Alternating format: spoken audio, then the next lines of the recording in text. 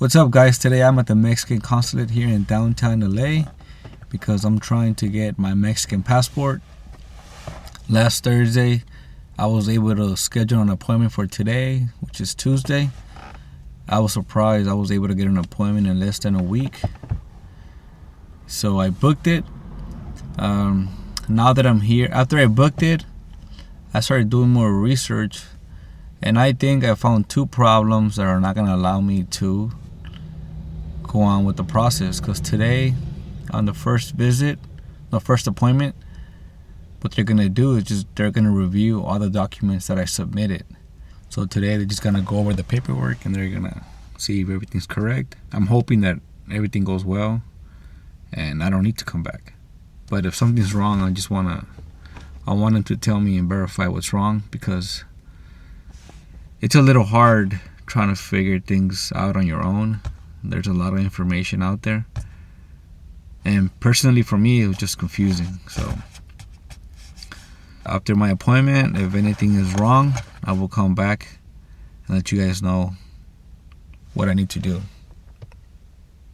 Okay, I'm done with the interview, but before I continue, I just want to say that everyone's situation is different. But if you're like me and you don't have any contact with your father, hopefully this video can help you out. So when you get to your appointment, they're going to ask you for all the paperwork, and they're going to let you know that the paperwork has to be in perfect condition. It can't be folded, have any tears. Pretty much it has to be in brand new condition. So they checked my birth certificate, my ID, everything was okay. Then they checked my mom's birth certificate. Her first name and her two last names were correct, and her date of birth. Once they got to my dad's birth certificate, they noticed that his second last name was missing from my birth certificate. Also, the date of birth was wrong. So I asked her if that's going to cause a problem. Can we just go ahead and do the process just with my mom's information?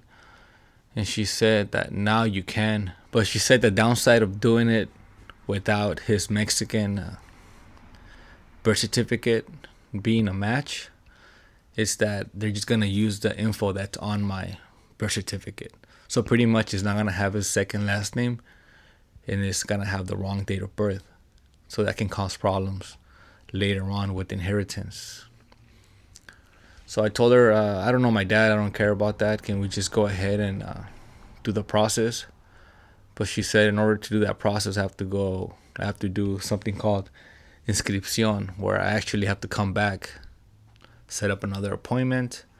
But this time, since I'm not going to be using my dad's information, I have to get my birth certificate translated here in the US. And if I were to go with that process, next time I come, I need to bring that translated birth certificate. I need to bring the PDF file because they want a digital copy, and they also want me to bring my passport or ID. You could also do the whole process in Mexico. In Mexico is way faster. But now that I'm gonna go back a second time, I'm actually gonna fix those errors. I'm gonna add his second last name, and I'm gonna fix his date of birth, because even the lady that was next to us, she overheard and she advised me to just get it fixed. You never know. And when I was there, I just wanted to get it over with. But now I thought about it, and I'm actually gonna go ahead and fix that problem. I already filled out the form. It's only gonna cost $26. It's gonna take about around 3 months, but I'm not in a rush. Hopefully this video helps you out. I'm just learning as I go.